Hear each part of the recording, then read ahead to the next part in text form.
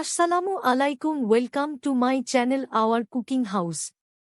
আজকে আমরা তৈরি করব খুব সহজে বাসায় সুস্বাদু ফিন্নির রেসিপি।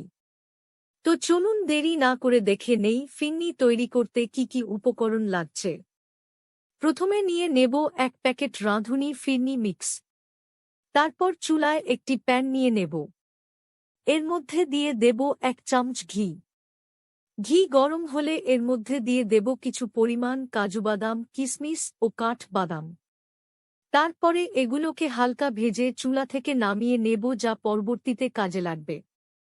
তারপর একটি পাতিলে নিয়ে নিয়েছি 2 লিটার গরুর দুধ।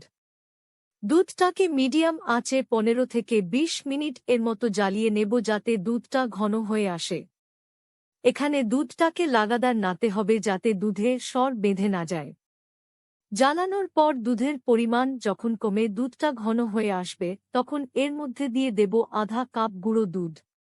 এখানে আমরা গুঁড়ো দুধটা ইউজ করেছি যাতে দুধটা আরও ঘন হয়। গুঁড়ো দুধ দেওয়ার পর আরও 2 মিনিটের মতো ভালো করে নাড়াতে হবে। তারপরের মধ্যে এড করে দেব 2টি তেজপাতা, 4টি এলাচ ও 2 টুকরো দারচিনি।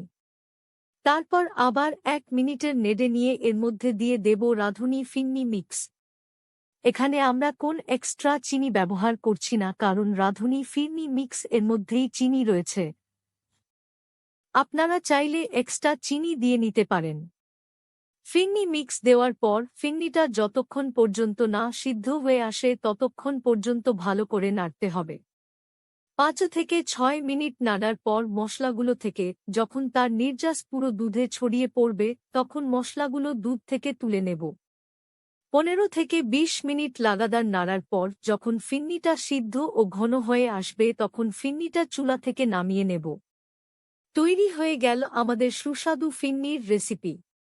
তারপর প্রথমে ভেজে রাখা কাজু বাদাম, কাঠবাদাম ও কিচমিচগুলো ফিন্নির উপরে দিয়ে পরিবেশন করে নেব সুস্বাদু ফিন্নি।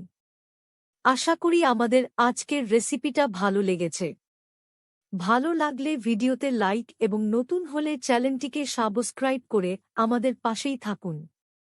ধন্যবাদ।